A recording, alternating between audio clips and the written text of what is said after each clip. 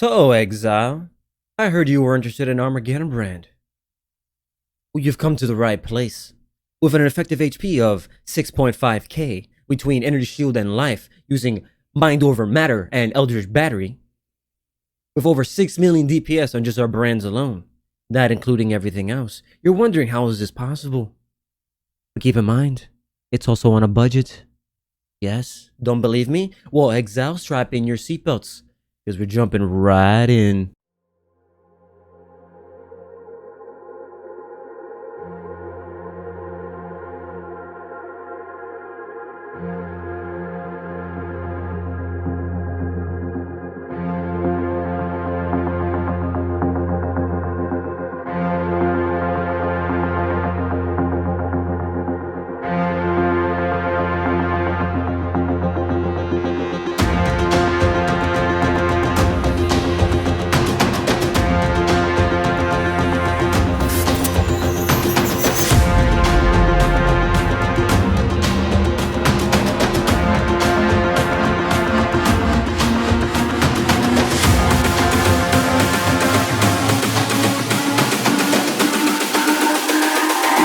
It's all about humanity. About humanity.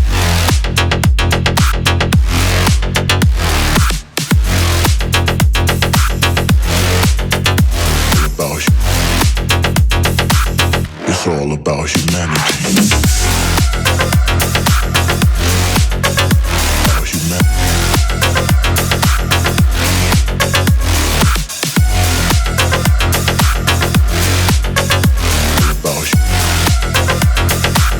It's all about humanity.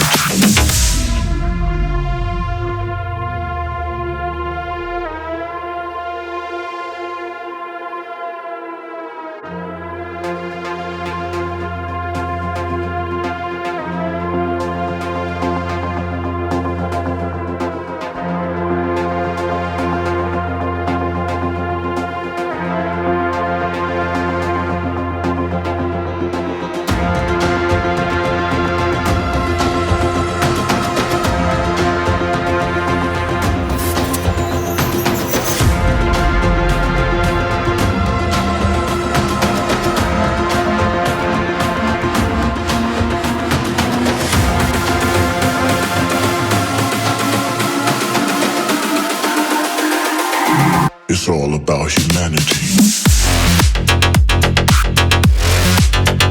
About humanity.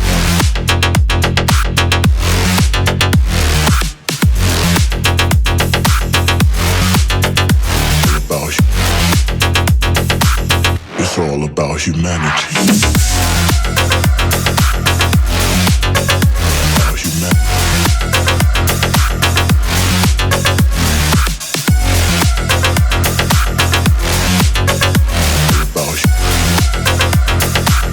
It's all about humanity.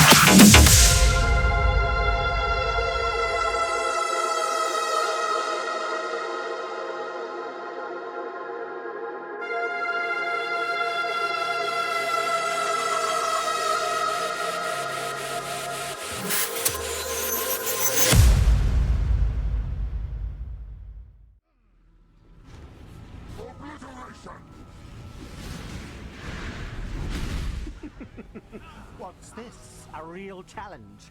You've finally caught my attention. Die.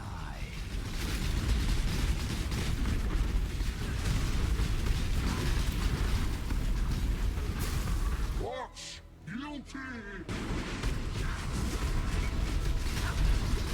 Beyond, there is only harm. Be silent. Die.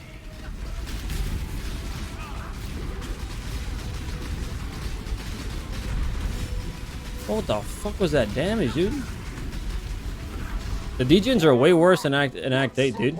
Is life really interesting enough to warrant all this pain?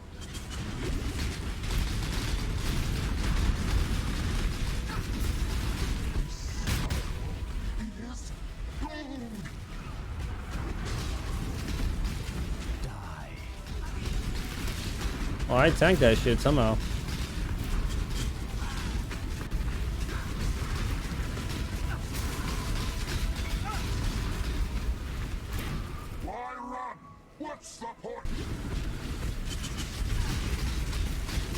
Thank God for Leech. Everlasting fire.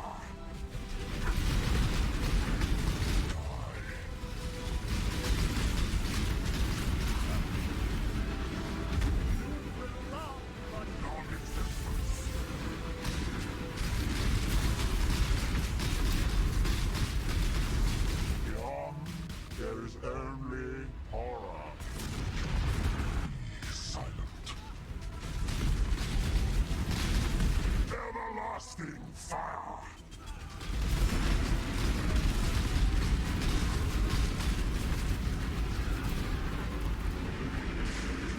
You will long for Non-existence. No, I almost killed him. The fuck is he? Oh, I'm alive. I'm alive. I fucking tanked it. There is only horror. Oh shit, shit, shit, shit, shit, shit. Ugh. Everlasting fire. I felt something. Nice. I bet. Okay, Exile, let's go into the build overview. The skill that we use is Armageddon Brand, of course. As you guys clicked in this video, you already know that, but we both use it for clear speed and single target. All we have to do is swap out increase AoE with concentrated effect, and there you go. It works for both scenarios. Now for defenses, we mainly use Summon Skitterbots for the 10% chill, and Aspect Spider to basically slow any enemies around us to a crawl, so allows us to run away and essentially run in circles around them, while having decent defenses between our 6.5k effective life pool from Eldritch Battery and Mind Over Matter. We also have Life Leech from my offering and Energy Shield Leech from the Energy Shield Leech gem. So we both have, we have both leeches, so it's actually very, very good in terms of survivability against damage over time. As for utilities, this is where a lot of the build shines, as we also use Scorching Ray, Cast Wild Channel with Wave of Conviction and Infused Channeling. This one little, 4-link setup gives us 10% more damage due to Infused Channeling, while also reducing the enemy resistance by -50. Essentially is an elemental equilibrium in a 4-link setup. I would highly recommend it.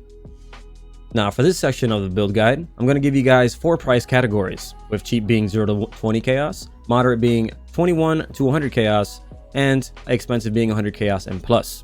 This allows you to give a general idea how much a build's going to cost now and in the future. However, keep in mind that prices do fluctuate all the time between demand, or if a popular YouTuber decides to make a build guide on something that blows up. This will vastly change the prices, so keep that in mind.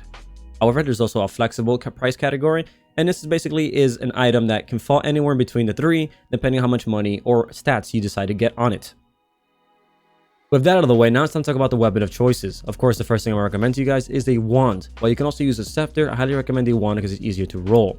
The priority mods to look for are cast speed for the activation frequency, spell critical strike chance, spell damage, added fire to spells, and then if you have a lot of money, you can go for a +1 level of all fire spell skill gems. This falls into the flexible category, but if you get one just like mine, it'll easily fall into the expensive category. Moving on to our shield, you're looking essentially as a defensive aspect, life as much as possible. I went for 80 or higher, spell critical strike chance, and +1 level of all fire skill gems. You can also get any resistances as you might require, and spell damage if you have more money. This falls into the flexible category. If possible, try to look for one that has an open suffix so you can craft 15% chance to deal double damage while focused. It is a decently cheap craft and it gives you a ton of damage, as we do use focus in this build. Now, since both the wand and the shield, they're both 3 links, what I highly recommend for you guys to put is one 3 link is going to be Brand Recall, and Power, which increases the cooldown recovery for Brand Recall, allowing you to cast it more often, and then a single link of Flame Dash, which essentially is your only movement skill. Now, it's not linked to a faster casting because it's plenty fast enough with the amount of cast you already have in the build. On the other 3 link, you want to put Orb of Storms and Power Charge on crit. Using Orb of Storms and Power Charge on crit allows essentially us to sustain our power charges during a boss fight, and because of the Ascendancy that we picked, we also get endurance charges as well as we get power charges, which is absolutely amazing.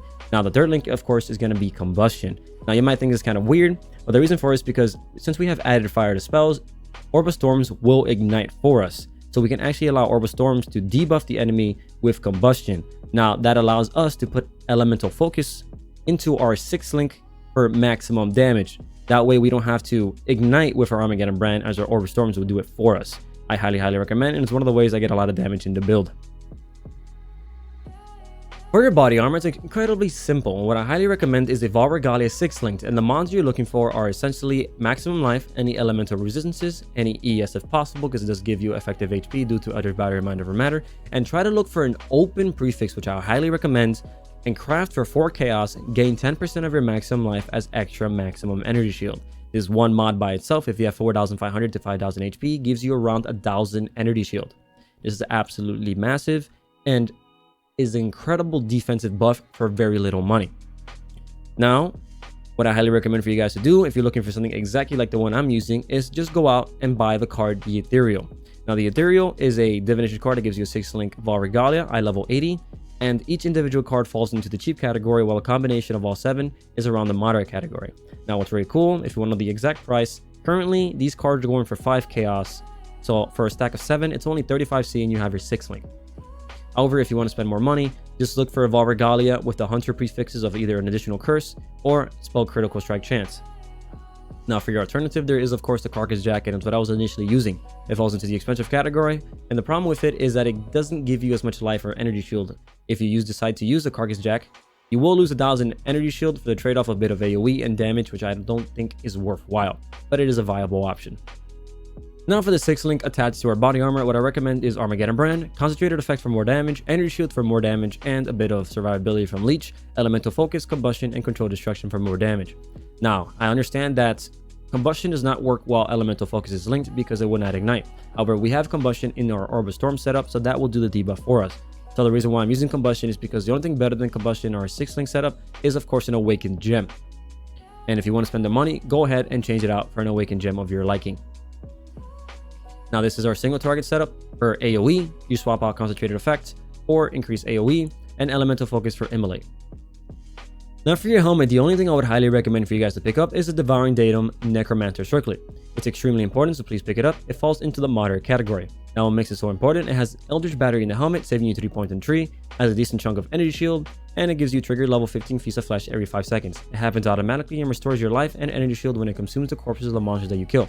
But its main aspect is that it has +1 socket of socketed gems and 20% reduced mana of socketed gems. So essentially, you're going to link every single aura or the high costing auras into your helmet. And as well allows everything to run effectively, having 5 auras in the entire build. With that in mind, of course, the 4-link that we're going to link to our helmet is all our auras. Or at least the majority of them, the one that reserve the most amount of mana. So of course, you're going to link Zeltry for that more damage and spell crit chance, Heldevash for more spell fire damage, Summon Skaterbots for 15% increased damage taken because they're shocked, and 10% chill, which is an awesome CC defensive aspect, and Enlighten level 3. Now for your gloves, I would highly recommend you guys to pick up Fingerless Steel gloves, as they provide a bit of ES for Eldritch Battery and increased spell damage. However, it does cost more money, keep in mind. And the priority mods you want to look for are increased maximum life and the incursion modifier, added fire damage against burning enemies. It gives a humongous chunk of damage since your enemies are always going to be ignited, but it also gives you a tier 1 fire resistance roll, which is very nice. Also look for an open suffix so you can craft increased attack and cast speed while focused. This one mod can go up to all the way to 36%, which is an absolutely humongous increase in damage, as cast speed affects how often Armageddon Brand will hit. Now, I know you guys are looking at my gloves and seeing aspects of spider and freaking out, but don't worry, it's actually very simple. All you really have to do is go into the market and look for Venomous of the First Night Beast. It has a weird icon, but please don't worry about it. Once you buy it, it calls into the moderate category, go into your menagerie and right click it and add it to your collection. And now with this, you've unlocked a recipe craft from the Beast Crafting that allows you to craft aspects of the spider into any gear slot that has an open suffix. And since my gloves had an open suffix, I just crafted it on it. So all you really need to do is just buy it for 30 chaos and add it anywhere in your rare gear that has an open suffix. It is that simple, so please don't freak out about it. And with this, it adds the 50% increased damage, of course, and it lowers the monster's movement speed, so it's a really good defensive and CC option. But you can craft this anywhere as long as it has an open suffix. Now for your boots, it's incredibly simple, and all you're really looking for is increased maximum life, any elemental resistances you acquire, and movement speed. Try to aim for 30% or higher. This falls into the flexible category, and try to get a base with has a decent amount of energy shield for your Eldritch Battery. Now for the 2 last 4 links between our gloves and our boots, I highly recommend a cast and damage taken setup left at level 9 and a steel skin left at 14. So whenever you take 1,200 damage, we have a protection of 1,000 damage.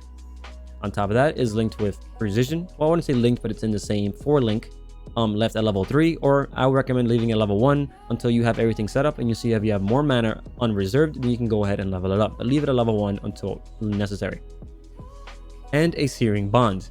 Now the reason why I have a Searing Bond is because it actually gives you +1 to the maximum number of summoned totems.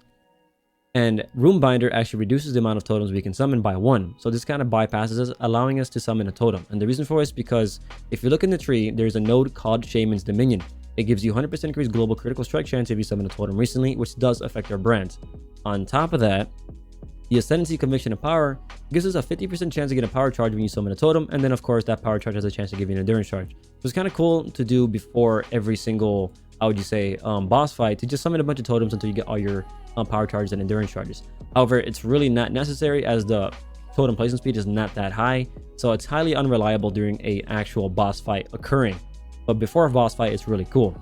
But if you want, you can definitely drop it as you have Orb of Storms with power charge on crit, and just use Vol Righteous Fire to give you for 4 seconds an entire million damage per brand. So it's effectively is 2 million damage for 4 seconds, which I would highly recommend. I didn't think it was necessary because I don't like sacrificing my life and risk dying just to get a bit of damage that I probably don't need.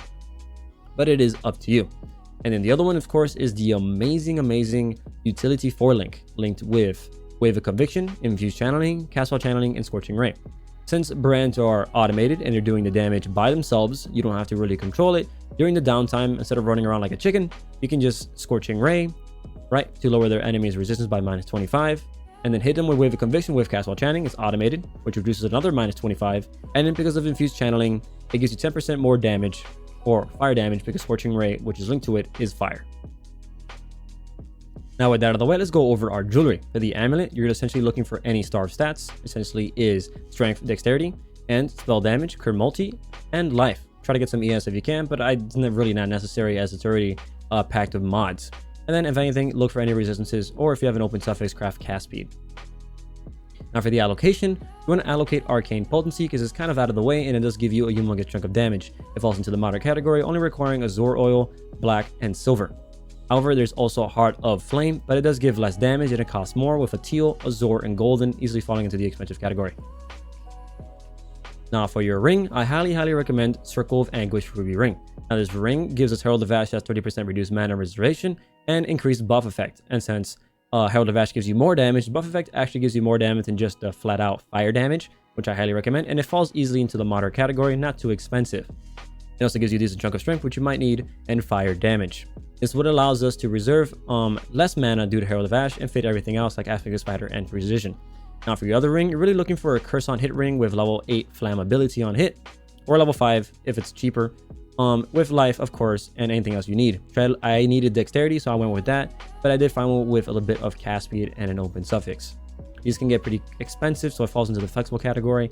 So if you want, just look for a level 5 instead with a decent amount of life and dexterity. Now for your belt, obviously going to be Ascension Vice because, you know, we all know it's going to be the best belt. Unfortunately, just the way it is now. And all you're really looking for is life and maximum resistances. Of course, it falls into the flexible category because that's all we're really looking for. But if you do want something a bit more expensive, you can look out for a Stygian Vise with fire damage. All you have to do is get a Stygian Vise with a decent enough eye level, probably like 85 or higher, maybe 86 if you want. And just use a Pristine with a Scorch Fossil or a Prismatic, and you get elemental damage and fire damage as well as all the other stuff. But the resistances can be a little starved, so please be careful as you want to prioritize the resistances over the damage. And since we talked about the Stygian Vise, it does have a Abyssal socket, so it's now time to talk about the jewels. So the first jewel, of course, is the Abyssal Jewel. Now for the Abyssal Jewel, what you're really looking for is increased maximum life, added fire damage to spells or while holding a shield, and of course the more important one is increased cast speed if you dealt a critical strike recently. This falls into the flexible category, but it should really fall into the moderate if you only look for a 3 prop. If you go any higher than that, then it will easily fall into the expensive category.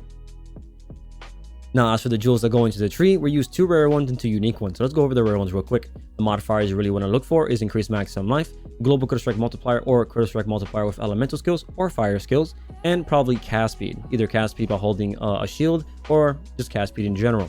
Now of course there is area damage, fire damage, and of course spell damage or spell damage while holding a shield. Now it's time to talk about the all-important unique jewels. As I said before, we are using 2 of them. Now the first one we're going to use is the Thread of Hope. Now they fall into the moderate category because they do fall from Awakener himself, but try to get one with at least, you know, -12 or less all resistances. But if it's too much and you can afford it, or you maybe have more resistances than you require, then go ahead and get one with that has less minus res. Kind of weird saying that, but that's just how it works. It has minus elemental resistances, so try to get a lower value if possible. But the main point you want to see is that you want to get one that affects passives in a very large radius.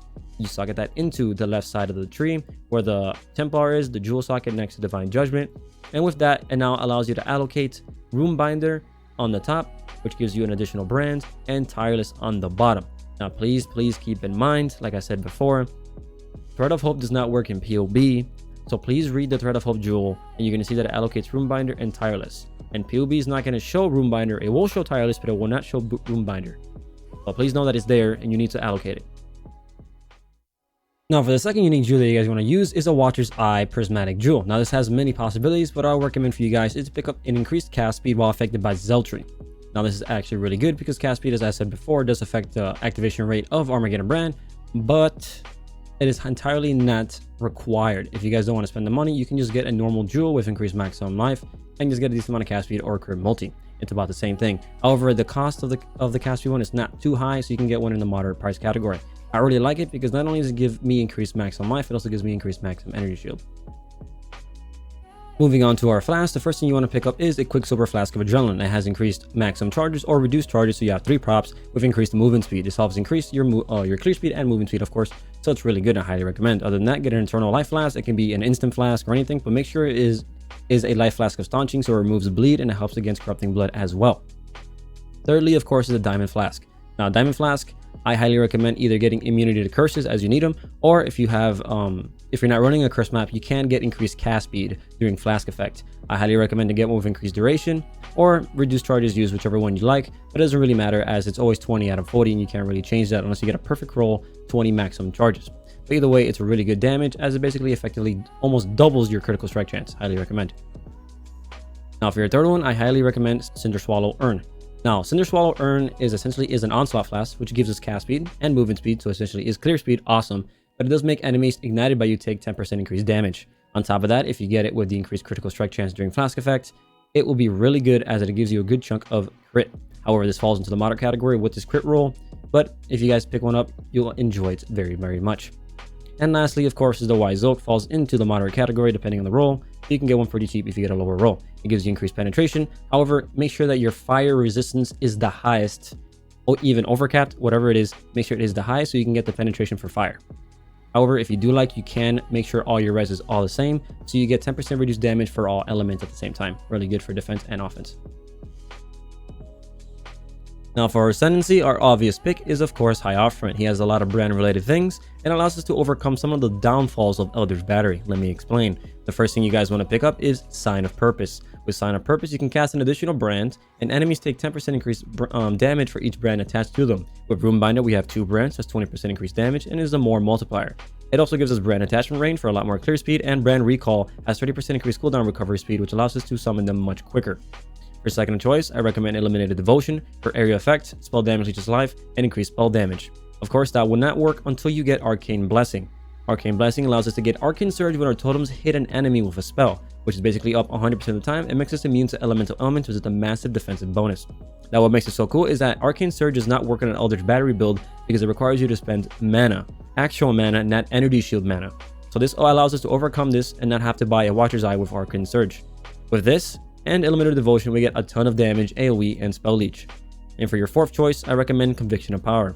This allows us to sustain power charges and endurance charges during a boss fight, gives us 5% pen, and of course gives us 5% reduced elemental damage taken while you have an endurance charge. I would highly recommend. As a passive tree progress as you level up, I left in the path of building a early game, mid game, and end game tree for you guys to look at. This will allow you to see what nodes you want to prioritize over the other and will save more time in the video. However, if you guys want me in the future to actually go over it in the video, please let me know and I'll do so.